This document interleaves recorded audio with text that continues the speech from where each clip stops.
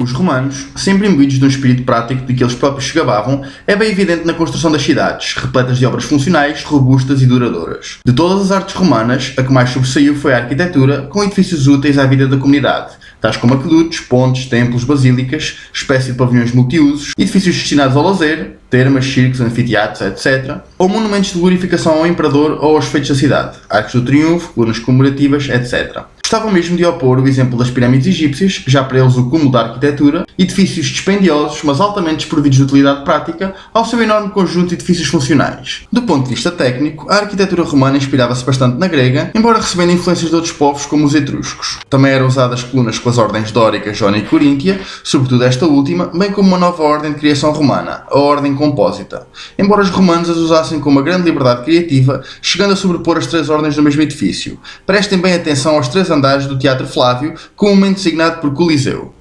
Todavia, contrariamente aos gregos, os romanos introduziram bastantes inovações. Geralmente construíam os seus templos sobre uma base, o pódium, e introduziam elementos arquitetónicos raramente usados pelos gregos, tais como os arcos de volta perfeita, semicirculares, também conhecidos por arcos romanos, as abóbadas de berço ou as cúpulas. Destas últimas, o Panteão é o exemplo mais ilustrativo, reconvertido mais tarde numa igreja cristã e conservado até aos nossos dias. Mantiveram-se os frontões triangulares, mas a delicada estatuária grega foi substituída por sóbrias inscrições. Quanto aos materiais empregues, enquanto os gregos recorriam unicamente ao dispendioso mármore, os romanos preferiam materiais baratos e mais fáceis de trabalhar, tais como o tijolo ou o betão, uma espécie de argamassa constituída por cal, areia e pedaços de pedra ou tijolo. Enquanto as colunas dos templos gregos eram feitas com a sobreposição de peças de mármore, as romanas eram feitas através de uma forma enchida com betão. Em alguns casos, eram depois revestidas a mármore. Mas como já tínhamos visto, o género arquitetónico dos romanos era evidenciado na construção de grandes edifícios de cariz público. O imponente Coliseu poderia albergar cerca de 70 mil espectadores,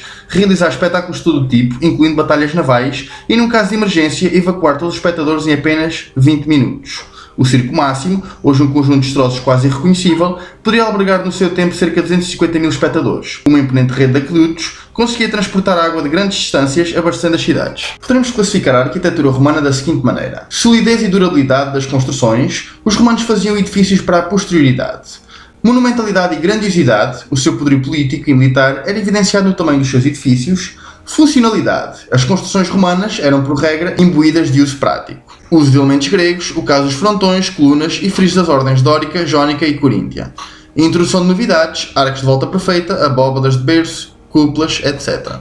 No que toca à escultura romana, esta não mostra a mesma profusidade criativa da arquitetura, sendo bastante influenciada na escultura grega. Grandes admiradores dos gregos, os romanos fizeram imensas cópias dos grandes trabalhos de autores famosos como Fídias, Policleto e Praxiteles, que usavam para decorar os fóruns, as ruas, os monumentos, bem como as casas dos cidadãos mais ricos da cidade ou das províncias. Foi devido a estas cópias que chegaram até nós muitos trabalhos gregos cujos originais se perderam. Muitos dos trabalhos que vimos nas nossas aulas sobre a Grécia são na realidade cópias romanas de autores gregos. Enquanto os gregos se dedicavam em grande medida à reprodução dos seus deuses e heróis, a estatuária de origem romana foca-se sobretudo na representação de figuras políticas, figuras alegóricas da cidade e retratos, muitas vezes só através do busto dos cidadãos mais ilustres. Contudo, a reprodução das características físicas das figuras, ao invés do ideal de perfeição dos gregos, prendia-se com um forte realismo, de modo a delinear parcialmente a psicologia dos modelos retratados. Podemos observar que a estatuária romana é bastante expressiva, no que toca ao rosto, o vestuário e o penteado das figuras. Os romanos também fizeram bastante uso dos altos relevos, não tanto para retratar episódios mitológicos, como no caso dos gregos, mas sobretudo para glorificar grandes campanhas da sua história. Como já tínhamos visto, os romanos tinham muito orgulho da sua história. Também a pintura romana teve grande repercussão, guiando-se em larga medida pelos mesmos ideais de realismo. Esta focava sobretudo paisagens, cenas da vida cotidiana,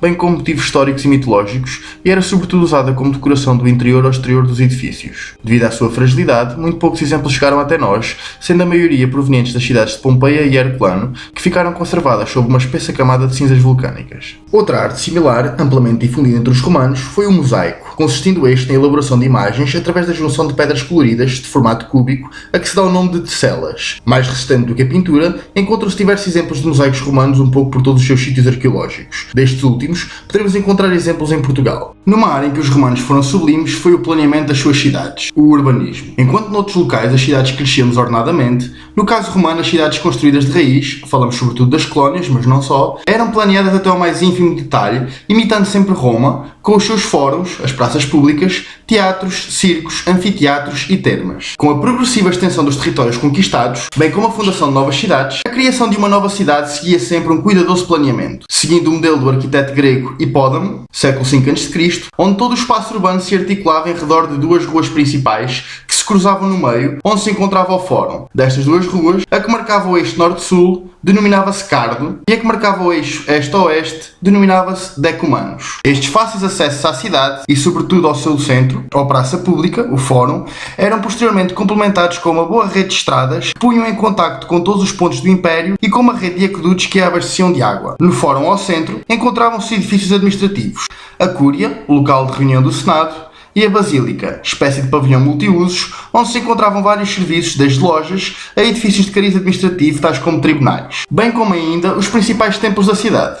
As multidões que ocorriam ao Fórum Romano ficaram famosas nos escritos de Plínio o Moço. Era sobretudo neste local onde se realizavam as eleições dos comícios, onde se reunia o Senado, onde eram comunicadas as novidades do Império e onde marchavam os generais vitoriosos de uma grande batalha. Pompeia foi uma cidade romana situada na Península Itálica, perto da atual cidade de Nápoles. Infelizmente para os seus habitantes, mas felizmente para nós, historiadores, um vulcão que se encontrava próximo, o Vesúvio, entrou em erupção no dia 24 de agosto do ano 79 d.C., tendo-a subterrado sob uma camada de cinzas piroclásticas, fazendo a cair no esquecimento até muitos séculos mais tarde. Desta forma, sobreviveu às depredações do tempo, pois quando foi descoberta no século XVIII, encontrava-se da mesma forma como os romanos a tinham deixado. Pompeia tornou-se um documento vivo, uma espécie de cápsula do tempo que nos permite visitar um passado há muito perdido. Desde o seu urbanismo, a organização das suas ruas, as suas casas bem conservadas, bem como diversos outros elementos do modus vivendi romano, que por vezes são ocultados nas fontes escritas. Os especialistas aprenderam muito sobre os romanos ao analisarem Pompeia e nós também poderemos aprender muito.